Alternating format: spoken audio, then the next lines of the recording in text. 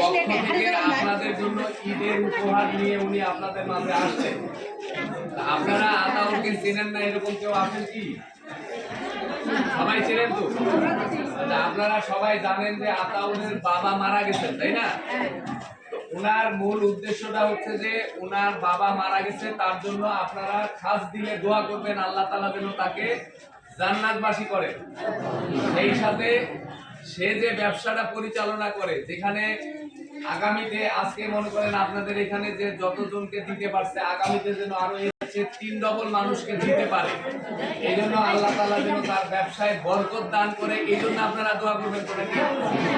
আমরা সেই বিষয়টাই চিন্তা করব যে যে মানুষটা আমাদের পাশে সুখে দুঃখে থাকবে, আমরা সেই মানুষটার সাথে থাকতে চাই এবং আল্লাহ তাআলা সেই মানুষটাকে যেন হায়াতে তাইয়্যিবা দান করে এবং তার ব্যবসা বাণিজ্যে যেন আরো উত্তরোত্তর সমৃদ্ধি দান করে। এই জন্যই আমরা দোয়া করব। সেই সাথে রোজার মাস আমরা সবাই সবার জন্য দোয়া করব আল্লাহ তাআলা যেন আমাদের সবাইকে ক্ষমা করে দেন এবং আমরা সবাই 5 ওয়াক্ত নামাজ আদায় করব এবং মিথ্যা কথা আমরা ছেড়ে দিব। এটাই হচ্ছে সবচেয়ে বড় কথা, যে মিথ্যা হচ্ছে সকল পাপের মা।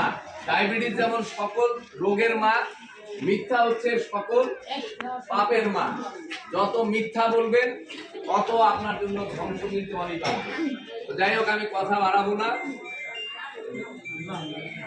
তো যেহেতু আপনারা অনেক দূর থেকে কষ্ট করে আসছেন, এই বাড়িটা আতাউর নিজে তৈরি করতেছে, এই বাড়িটাও যেন আগামীতে কমপ্লিট করতে পারে সেটার জন্য দোয়া করবেন। সব মিলে আপনারা খাস দিলে আতাউর এবং আতাউরের পরিবারের জন্য দোয়া করবেন যেন আল্লাহ তাআলা তাকে সকল বালা মুসিবত থেকে হেফাজত করেন। তো এবারে আমি আর কথা বাড়াচ্ছি না, এবারে আপনাদের সামনে কিছু কথা বলার জন্য আমি অনুরোধ করছি আরিফা ফুড প্রোডাক্টসের ব্যবস্থাপনা পরিচালক জনাব আতাউর রহমান।